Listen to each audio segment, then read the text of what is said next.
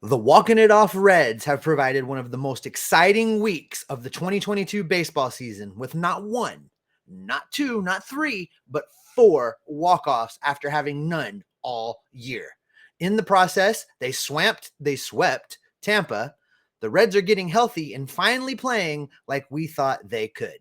Jeff and I will break down all of that and so much more on today's Locked On Reds. Let's go.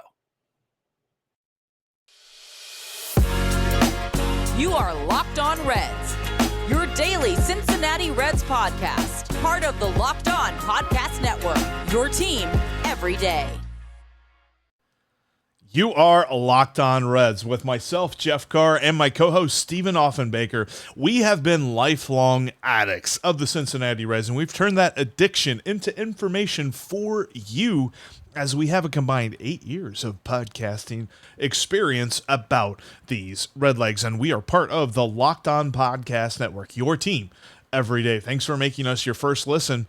We're free and available on all platforms. On today's podcast, we're going to talk about a successful week, the most successful week of the season for the Cincinnati Reds, bar none. And a lot of it had to do with drama at the end of the game at Great American Ballpark. Plus, we've got guys coming back healthy, and that only means good things for games moving forward, and some trade rumors around Luis Castillo. But Steve, we got to start first off with the craziness that was this week because of the end of the ball game, because the Reds, you can't stop watching them, apparently, at least right now, until the end of the ball game, because until the fat lady sings, the Reds ain't done. That's right. And before we jump into this, Jeff, I just want to give a quick shout out to our sponsor of today's episode. That is the Sports Card Investor app. If you're not using that app, you're really missing out. If you're collecting sports cards, if you're collecting not just baseball, football, UFC, boxing, they've got it all. They have over 600,000 cards listed right now. Head over to the Sports Card Investor app and check it out today. But you are absolutely right, Jeff. The drama that unfolded out at Great American Ballpark has been something exciting and fun to watch. And I think I'm just going to take credit for it right now, right up front. It's because I was in town. It's because I was there. They put on a show for me because I believe deep down they realized they owed me one. You're never allowed to leave. You can't go back anywhere else. You have to stay here, because where else are you going to go, Steve? Nowhere else for you. You can't go anywhere. That is right. Well, it starts right when I got into town. We go all the way back to July 3rd, and that was Almora Jr. Delivering an RBI single with the bases loaded in the bottom of the ninth to give us something exciting in that New York Mets series. And I really think that was the beginning of this momentum that has formed. We saw it all along. Players were starting to sting the ball. They were starting to get hot. They were starting to show that there wasn't quit in this lineup, and they managed to go out there in the bottom of the ninth, load up the bases, and Almora Jr. delivers. And that's really the theme. Not only are players getting hot and delivering, but they're doing it in clutch situations when the team needs it the most. Sorry, I didn't want to derail you there. That was going into the Mets series. That was the Brave. We had to salvage. Oh, that's right. That Braves series. Oh, yeah, going way back. That's right. The Braves series. Thankfully, Almora helped us salvage that one, because that was a bit rough. But that was the turnaround, really. I mean, Almora all season long has been providing a bit of a spark where the Reds have been unhealthy and they've needed some help in the outfield, and especially with the designated hitter going on. Like, he's been in the lineup, I think, a lot more than either you or I would have thought in spring training. And he's really been all right. I mean, we covered that a couple of weeks ago, where he's at. He's kind of around league average. It's not as if he's setting the world on fire, but he's provided some healthy at-bats for the Reds, and that was a great example. And then you fast forward to Tuesday night. Tuesday night was a very interesting night at the ballpark for the Reds. The second game of that Mets series, in which the Reds collectively pitched a shutout. Now, we kind of covered all of that the day after the game. It was great to see the return of Nick Lodolo, but also the bullpen providing some pitching that you really wouldn't expect. And speaking of not expecting things, Mike Moustakas with the drama in the end, and the drama of a sacrifice fly, which I think I heard at the ballpark, somebody was talking about this the other day, was just like, imagine a sacrifice fly being the only reason that you score a run. And I'm like, hey, If they cross home plate, I don't care how. Because, I mean, we'll get to another walk-off that's coming up here soon because that was even weirder than a sac fly. But this was a great game, especially against a great team like the Mets. Well, there was a lot happening that particular night. The game got started late with a phantom rain delay. So, Yeah. shout out to $3 beer night and driving concession sales, I guess. But it did not derail Nick Lodolo. He came out and performed well. As we talked about on the episode after that, 4.2 innings of great work from him in his return from the injured list. And I think the team just built from there. The bullpen, we've bagged on this bullpen, and they got the credit they deserved that night. And we talked about them and we said good things about them. But I want to focus in for just a second on that Mike Moustakas sac fly, because we have beat up on Moose, and not that he hasn't deserved it, but we have definitely pointed out all of the times, both offensively and defensively, he has not delivered. And in this moment, that was a clutch piece of hitting. He didn't need to hit the ball out of the yard. He didn't really even need to get a hit. What he needed to do was drive that ball and allow time for the runner to tag and score. And that's exactly what he did. It was a great at bat. It was a great performance and a clutch moment. And Moose was on the loose. He delivered. And that's really what this week was about, was solid moments. And you can look at Moose individually. He had a couple of solid moments. You're not going to break down his week and say that, oh boy, he's back. He is setting the world on fire. But he got over that 200 home run hump on Sunday. And I wonder if that's going to help the Moose get a little bit more loose and be confident in the batter's box. And then the craziest walk-off that I've ever seen. It was the balk off. And I've watched that video, and I've had a couple of people tell me before that what he did with his glove, he can't do. That's not something that he's allowed to do. But as much as I watch that video, I'm like, boy, if the Reds lost because of that, I would have lost my mind, because I don't know what he did that was a balk. At the end of the day, I think it's because he didn't step off. And you're right. If this was on the other way around, if the Reds had lost this game because of this, I'd probably still be shouting about it. I was in the ballpark this particular game that night, and watching it live, I didn't see anything. Now, as soon as the home plate umpire started his gesturing, I'm up screaming because I recognized immediately that he was calling a balk. But, if you look at the experts out there, they're divided pretty much 50-50. Some saying yes, some saying no.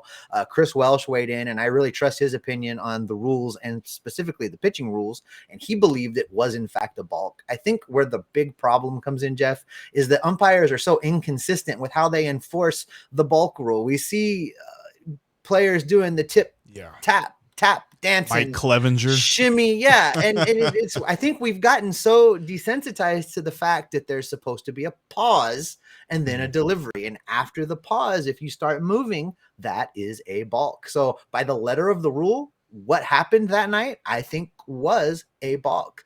Major League Baseball needs to really look at this in the offseason and decide if we're going to have this rule or if we are not. And if we're going to have it, they need to enforce it. But in this case, it got the Reds a win, and I will take a win however we can get it. Interestingly enough, in this game, Jeff, Mike Moustakas plays a part again, not really for something that he did per se, except that he made the final out the previous inning. This occurred in extra innings, so courtesy of the Manfred Hates Baseball ghost runner rule, he was slated to be out at second base to start that inning where the Reds ultimately walked it off. But David Bell pinch runs for Mike Moustakas with a catcher. Colesvary gets run out there to be the runner. And listen, if you are slower than the catchers, that says a lot. But that's what they did. Colesvary is over there. He ends up getting moved along to third base through the course of the inning. And then with Tyler Naquin at bat, this balk is called. Colesvary scores. Everybody wanted to celebrate. Nobody knew who to celebrate with. You could see a lot of confusion on the field based on how that game ended. It was kind of a very weird moment. But at the end of the day, a win is a win, and I will take it. Yeah, really. I mean, it's happened less in the history of baseball, I think, than a perfect game. So this was the 23rd occurrence of a balk off in Major League Baseball history. So yes, less than the number of perfect games in Major League Baseball. 23 flavors is the Dr. Pepper of when you're talking about things happening in Major League Baseball history. No, I it was something that I was watching. I'm like, we won! Great! How? Why? Awesome. Yeah, sure. We'll take it because this has been that kind of year where that has happened to us. So it's nice that it happened for us for a change. And then you go to Saturday. And Steve, the walk-off that happened on Saturday, the way that the Reds won on Saturday, I just, just take a bow, man. Just take a bow.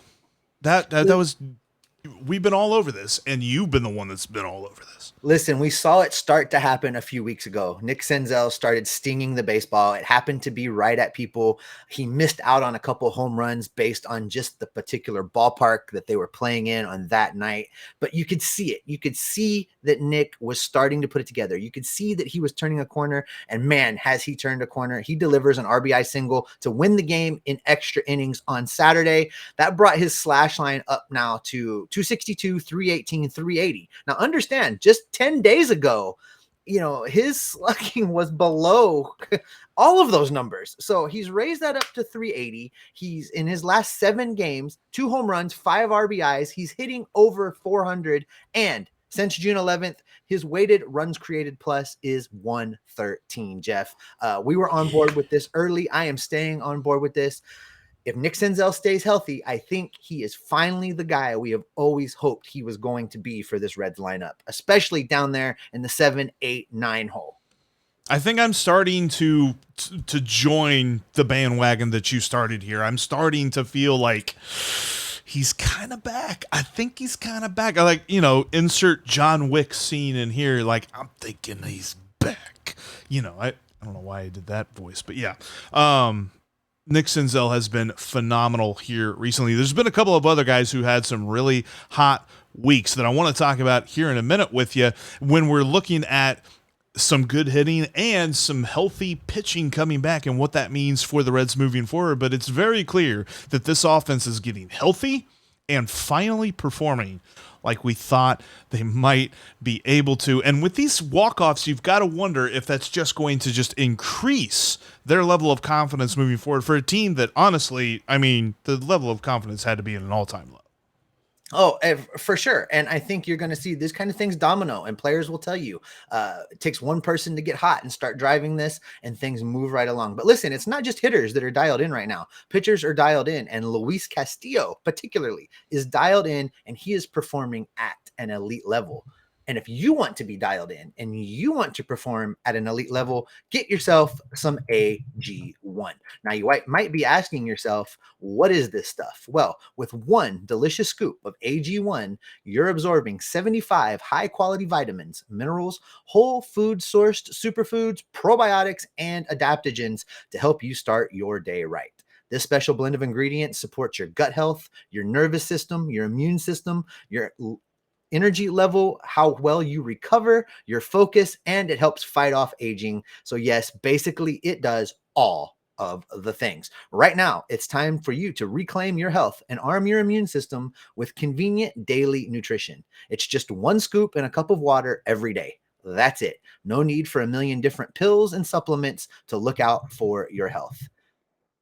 Make it easy. Athletic Greens is going to give you a free 1-year supply of immune supporting vitamin D and 5 free travel packs with your first purchase. All you have to do is visit athleticgreens.com/MLB network. Again, that's athleticgreens.com/MLB network to take ownership over your health and pick up the ultimate daily nutritional insurance.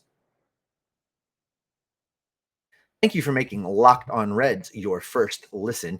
Make sure you're following the podcast on all platforms, including YouTube. If you're watching us there, thank you. Click that subscribe button down below. If you're not over there yet, there's bonus stuff for you over there. Go check it out. Click subscribe so you don't miss any of it. Coming up tomorrow, the Reds are going to be traveling to New York City to face a red-hot New York Yankees lineup. Jeff and I will have you covered throughout the series, so make sure you are subscribed right here and not missing a single episode. If the Reds are going to have success there, the offense is going to have to continue to improve, and the pitchers will still need to be red hot like they've been, Jeff. They've been pretty red hot all along. We can start with the return of Nick Lodolo. You and I were there for that, and it is great to have him back in this rotation. Yeah, he looked like for the first inning or so, it looked like he was still trying to work his mind into a major league rhythm, but it really only took one inning because he was able to pitch well. They were keeping him on a strict pitch count, so he was never really going to get that much more than what he got. I was assuming maybe 5 innings, but he got 4 2/3. Semantics there, he doesn't qualify for the win, but that's neither here nor there. Still a good performance from him. And then in his second performance, he pitched even better. Very efficient. Now, I know that he faced a new situation on Sunday where it was, hey, I'm pitching with a big lead. I've never done this before because, well, the Reds haven't had too many big leads this year. But he was able to kind of limit the damage in that new situation. His 2 starts, 9 2/3 innings. He gave up 3 earned runs, 14 strikeouts compared to just 4 walks. I mean, we're talking about a dude that knows his pitching arsenal and works it well in and out of the zone. I've been so happy to see him back.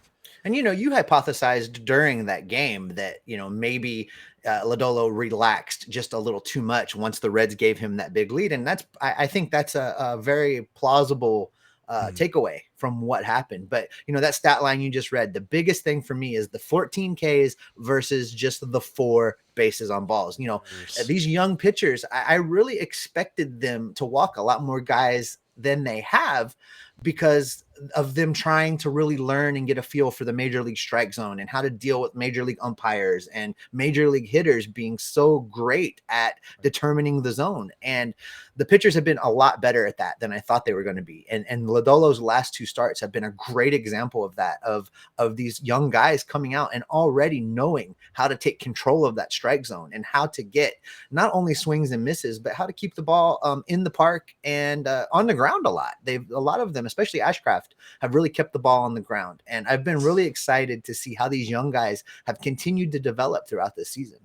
And I think there's a mixture in there, right? There's good talent on Lodolo, Greene, and Ashcraft, but I think there's also a lot of credit to be given to Derek Johnson because we saw talented, to an extent, pitchers coming up between 2015 and 2019, but it always felt like they got into tough situations and they couldn't figure out how to get themselves out of it, and then their confidence just got blown to bits. So when you look at what they've got in these 3 guys, they're the future, and they show on a nightly basis, on every 5th day, whenever their turn is called, they show why there's so much excitement to be had surrounding them. Hunter Greene especially. Hunter Greene's start on Saturday, that was good Hunter Greene. And when Hunter Greene is good, Hunter Greene is amazing. Talking about 6 innings, 1 run, 9 strikeouts, 38 pitches, over 100 miles an hour.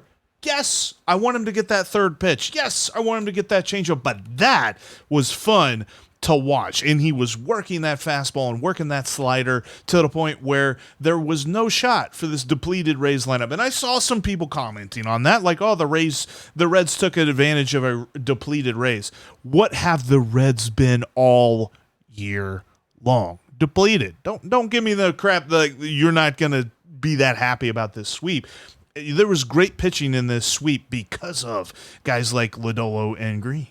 Yeah, if you look up depleted in the dictionary, I think there's a picture of the Reds injured list just right there on the side of it. Yeah, Hunter Greene was impressive. And, you're absolutely right. When he's on right now, even with just 2 pitches, he is incredibly difficult to have success against. And that just gives us more excitement for the future because he will learn a 3rd pitch. It is going to happen. And when that does happen, look out. There have been comparisons of him to other starting pitchers, but he gets that 3rd pitch. He may find himself in a category all by himself where you can't compare him because he's just going to be so dominant once he figures out how to keep those major league hitters off balance for 6, 7, 8 innings. And I love, too, and it's something that we had talked about a moment ago, there were a couple of hot hitters. Somebody we forgot to shout out, Brandon Drury. Holy crap, man. 3 doubles this weekend. He had 2 on Saturday. He had a 4 for 5 day on Saturday. I mean, other than the pitching, which obviously has the biggest impact on the game, Brandon Drury probably had the biggest impact on that game and the biggest reason why the Reds were still even able to get to the point where they could have a walk-off, because that was a phenomenal performance. He had the long ball on Friday night to help them win in that game as well. Just a great weekend. 277. He's got 18 home runs now, 50 RBIs on the season. I mean, what a snub. Like, we could get into this for so much longer than I really want to right now, but what a snub. Dude should have went to the All-Star game. Should have went to the All-Star game. And coming up in the next segment, I'll talk about why the Reds representative in the All-Star game I want nowhere near it. And I am getting a little bit of pushback on that online right now on Twitter. So we will definitely get into that. But Brandon Drury should be the Reds representative to the All-Star game. He's earned it. He's been consistent all season long. He's been in the lineup from the very beginning. And I want him there for many reasons. One of them being it will raise his trade value, and they need to trade Brandon Drury. How's that for a segue into our third segment, Jeff? Segue into the third segment indeed, Steve, because we are looking at some trade rumors. And it's nice, though, that a healthy Reds pitching staff, it's just interesting, man. It's just interesting. But the trade rumor mill is heating up, and Luis Castillo is at the top of this contender's wish list. See what I did there? We'll tell you who the contender is and who the Reds could target from that contender after we look at the best way to target your next baseball card purchase. It's the Sports Card Investor app. You have got to check this out, because this is the best tool for collectors or casual baseball card people alike. In fact, if you look at it right now, today, number one, obviously, Julio Rodriguez. Dude has been killing it for Seattle. He just had a rookie card from 2019 sell for $165. So if you've got a rookie card of Julio Rodriguez, you might want to check out the Sports Card Investor app. They've got over 630,000 cards, from baseball to basketball to football. They've got, in fact, the number 2 card on there is a Joe Burrow rookie card. Who dey? And they've got all of this for free. Download it today in the App Store or the Google Play Store and check out the Sports Card Investor app. You'll see all the kind of market trends. You can follow your favorite players and see when a good time is to maybe go purchase a card from like eBay or something, because they have direct links to eBay auctions and sales for that specific card. You can get as granular as what type of card, whether you want like a Topps or a Bowman or something like that. It's all on the Sports Card Investor app. You can get it on your mobile device, or you can check out their website on your desktop computer to go to sportscardinvestor.com. Plus, you can go to sportscardinvestor.com/locked-on to find a link to download the app today. That's Sports Card Investor app on the Apple Play Store, or on the Apple Store or the Google Play Store. I try to combine the two. That would be like a monopoly or something. I don't know. But go to sportscardinvestor.com/locked-on today and start filling out your sports card collection. Make sure you're following us on Twitter. You can follow me at Jeff Carr with 3 Fs. And you can follow Steve at S. Offenbaker with 2 Fs. And you can follow the show at Locked On Reds with no Fs in that one. Make sure you're following us on YouTube as well. Steve, this is trade season. I know that we've got the draft coming up, and I think the trades are really going to ramp up after the draft is over, which we will be talking with Lindsey Crosby from Locked On MLB Prospects coming up here in a few days to look at what the Reds might do in the draft and also gush about Elly De La Cruz. But as we head into trade deadline season, there's a couple of key things that the Reds have to offer. Number one is Luis Castillo, and guess who's interested in him? I'm going to go with the Blue Jays because that's what we wrote on the show notes. But no, the Blue Jays will be very aggressive in adding some help this coming trade deadline, Jeff. And Luis Castillo is not a new interest for them. They were reportedly interested in him this past offseason when it appeared that the Reds were already trying to move everyone that wasn't nailed down. Ultimately, a deal didn't happen. The Reds weren't quite in the fire sale mindset, especially once they panicked and started signing guys back. So I think for the Blue Jays, they've been looking at Luis Castillo for a long time now. Yeah, and it's something that they have ran into problems with both Jose Barrios, who has underperformed, and Yusei Kikuchi, who has also underperformed in their starting rotation. And that's a huge reason why they continue to trail. I think they're currently in the wild card race with the Orioles. Like, the Orioles have just been so good. That's so fun to watch the Baltimore Orioles right now, but they're creeping up on the Blue Jays and about to knock them out. That AL East, by the way, is just nuts. I'm so glad that the Reds swept the Rays so they can say we had some kind of success over this division, because the Orioles are still in last place in the AL East, which nobody would be surprised to hear. But it's not how bad they are, it's how good the division is as a whole, because they're all fantastic. So the Blue Jays got to keep up. They got to get some pitching. Luis Castillo is at the top of their list. And when we look at the Blue Jays farm system, when we look at some top prospects who can really make an impact, number one, this is where the Reds should be looking. It's not, I don't think it's too out of the realm of possibility to say, look at the top of their prospect list. Look at Gabriel Moreno, who's the number 6 prospect in the entire baseball sphere, according to MLB Pipeline. These are the type of dudes that the Reds should be looking at.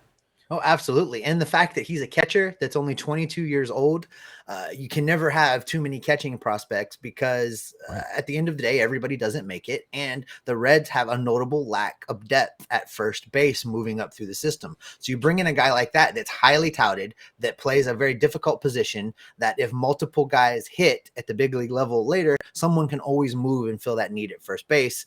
And you have abundance of good catchers available to you as well. So I like this as a starting point. Now, don't get me wrong. It's going to take a lot more than just that one guy to get a deal done for Luis Castillo. But you hit the nail on the head.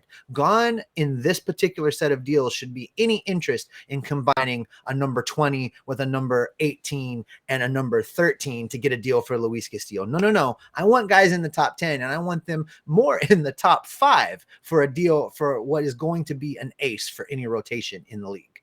Make no mistake about it, a trade for Luis Castillo should hurt the other team to sign on the dotted line and make that deal. This is not a situation where I want them to be like, look at this, we stole Luis Castillo from Nick Kroll. No, this needs to hurt, and it's going to hurt if they include Gabriel Moreno, who really, another key to looking at these top prospects is how they fit in with the plan for 2024. Are they going to be part of the 2024 plan, or are they going to be part of the next wave?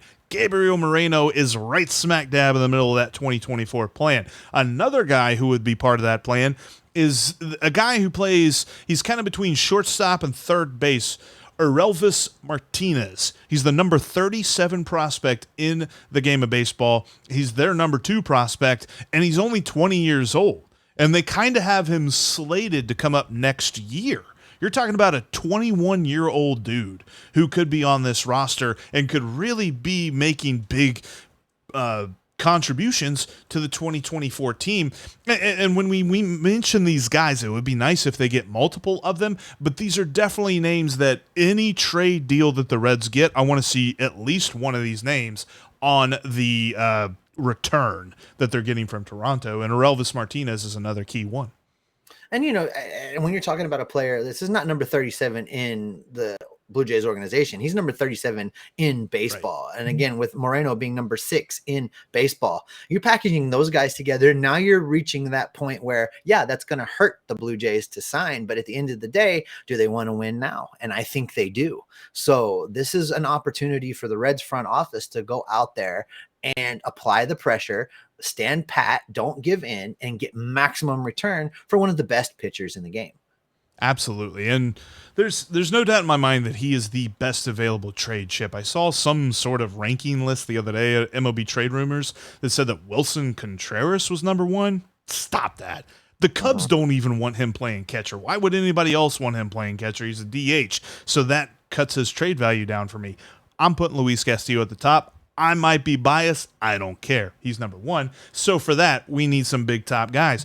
And so if you're talking about the number 1 or number 2 Blue Jays prospects like these 2 guys, maybe you get one of them and you get like another top guy. If you don't get one of these 2, there's 2 names that I would want to see both of these guys on the trade offer. I'm talking about Ricky Tiedemann, which I believe I pronounced that right. He's a 19-year-old lefty who is the Blue Jays' number 3 prospect, but also the number 64 prospect in baseball. Now, he might be part of the next wave, being a 19-year-old. So you would want to include Jordan Groshans, 22-year-old shortstop / third base kind of guy.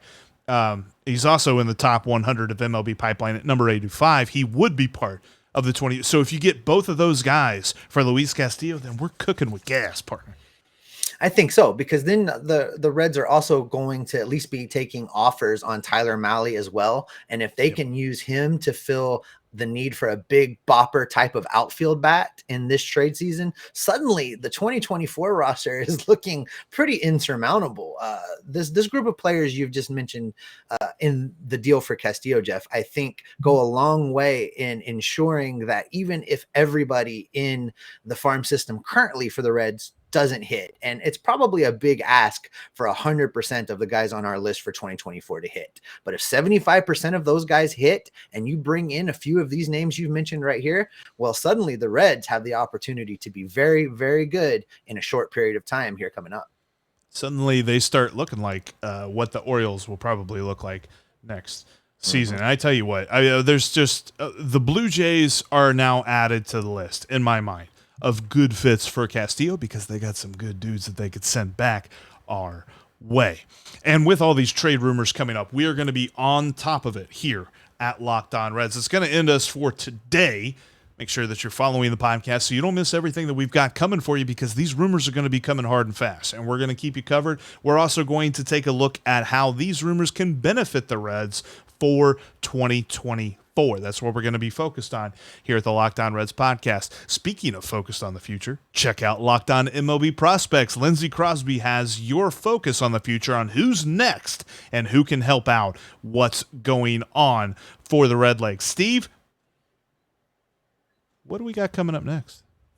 Well, coming up, the Reds head to New York and face the juggernaut that is the New York Yankees in the American League right now at Yankee Stadium. It's going to be an exciting series. The Reds are coming in on fire right now. If the hitting continues to be hot and the pitchers continue to do what they've been doing, this is going to be an entertaining series that nobody has seen coming. Jeff and I are going to have you covered for that. We are going to be locked in on it, and you can be locked on it with us here at Locked On Reds every single day.